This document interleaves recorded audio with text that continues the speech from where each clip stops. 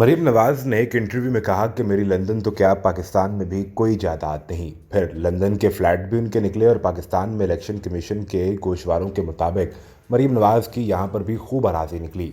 लेकिन अब social media पर एक ऐसा स्टाम्प पेपर गर्दिश कर रहा है जिसमें मरीम नवाज के नाम पर तकरीबन 32,000 कनाल की एक बड़ी लैंड उनके नाम कर दी गई, जो उन्हें तोहफे के तौर पर पेश की गई और इसकी कुल मालियत 80 करोड़ के लगभग बताई जा रही थी। ये लैंड दरअसल रावलाकोट कश्मीर में थी, लेकिन अब लगता है कि शायद मरीम नवाज को तोहफा देने वाले ने उनके साथ प्रैंक कर दिया है और साथ ये भी पैगाम लिखकर भेजा है कि कैमरे में देखकर हाथ हिला दीजिए। ऐसा आखिर हो क्यों रहा है? मरीम नवाज ये ज़मीन हासिल कर सकती हैं या नहीं, या फिर मरीम नवाज को ये ज़मीन हासिल करने के लिए क्या करना पड़ेगा?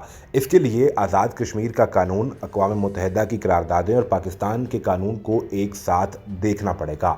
अक़वाम मुत्तहिदा के इंटरनेशनल लॉज के मुताबिक मकबूजा कश्मीर में कोई भारतीय और पाकिस्तान के कश्मीर यानी आज़ाद कश्मीर में कोई पाकिस्तानी ना तो ज़मीन ख़रीद सकता है, ना वहाँ से ज़मीन फ़रोख्त कर सकता है। इसके लिए चंद शराइत हैं। सिर्फ कश्मीरी ही कश्मीर में ज़मीन की खरीदो फरोख्त कर सकते हैं।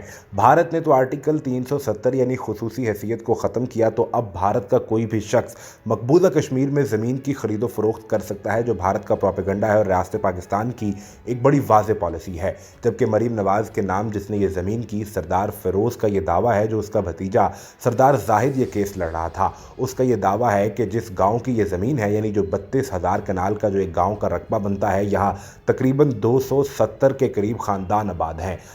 आज़ाद कश्मीर की अदालत में दावा किया गया कि ये रकबा मेरा है और ये रकबा इन 270 ख़ानदानों को इस गांव से निकाल कर मुझे वापस दिलवाया जाए। सरदार फिरोज़ की जगह ये केस अब उसका भतीजा सरदार जाहिद लड़ रहा था और फिर बड़ी चालाकी के साथ उसने यही 32,000 कनाल की ये मुतनाज़ जगह मरीम नवाज को तोहफे में दे दी। अब मरीम नवाज अगर कश्मीर में लैंड हासिल करना चाहती हैं तो इसके दो असूल हैं। एक तो ये कि पहले पाकिस्तान को आज़ाद कश्मीर की खुसूसी हैसियत ख़त्म करना होगी, जो किसी सूरत हो नहीं सकता, और दूसरा असूल या फिर दूसरा तरीका यह है कि किसी आज़ाद कश्मीर के रहने वाले शख्स से शादी करना होगी। उसी सूरत में ये लैंड उन्हें ट्रांसफ़र होगी, और अगर लैंड ट्रांसफ़र हो भी जाए तो उस सूरत में भी ये केस लड़ना पड़ेगा, जिसमें इस दावे को सच साबित करना पड़ेगा कि 32,000 कनाल पर आबाद 270 ख़ानदानों का इस ज़मीन से कोई ताल्लुक़ नहीं। यानी इस पूरी कहानी में मरीम नवाज के साथ प्रैंक हुआ और अब उन्हें कैमरे की तरफ देखकर हाथ हिला देना चाहिए।